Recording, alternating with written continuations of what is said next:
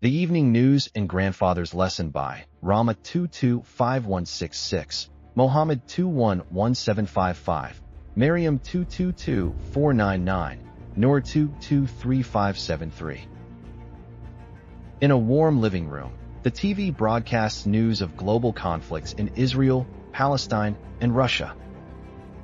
Little Adam asks his grandfather why there's always so much bad news, revealing his confusion. His cousin Sarah reassures Adam that these issues are far away and will not affect them, so he do not have to worry. Grandfather, who had been quietly listening from his armchair, finally spoke. "That's where you are wrong, my dear," he said with a gentle smile. "Even though we are far away, these events shape the world in ways we may not always see immediately." Adam's eyes widened. "But how, Grandpa?"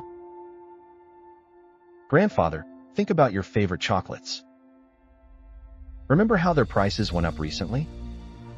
That's because of supply chain disruptions caused by conflicts in different parts of the world. Many businesses rely on international trade, and when there are geopolitical tensions, shipping routes may close, costs may rise, and businesses have to adjust." Sarah furrowed her brow. "So, wars affect things like food and clothes too?" Grandfather nodded. "Absolutely. Companies that sell products worldwide must change their marketing strategies based on these events. For example, a company might stop advertising in a war-affected region, or they might shift their focus to more stable markets.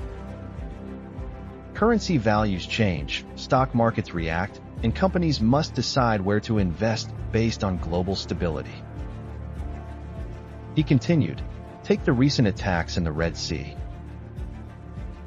For example, these attacks have forced ships to avoid the Suez Canal, one of the world's most important trade routes. Because of this, shipping costs have gone up, deliveries are delayed, and businesses have to find alternative ways to transport goods. This affects everything from the price of oil to the cost of everyday products." He details how companies must adjust their marketing strategies during global instability. Adam looked thoughtful. "So, even if the war isn't happening here, it still changes what we buy, how much we pay, and even what companies sell to us." Grandfather smiled. "Exactly, my boy. This is why businesses always watch global events closely. They must be ready to adjust to risks and opportunities." Sarah sighed. "I never thought about it that way."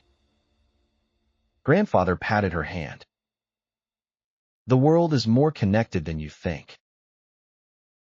It's always good to stay informed." As the news continued, the children listened with a new understanding. They realized that even from their cozy living room, the world outside was shaping their lives in ways they had never imagined.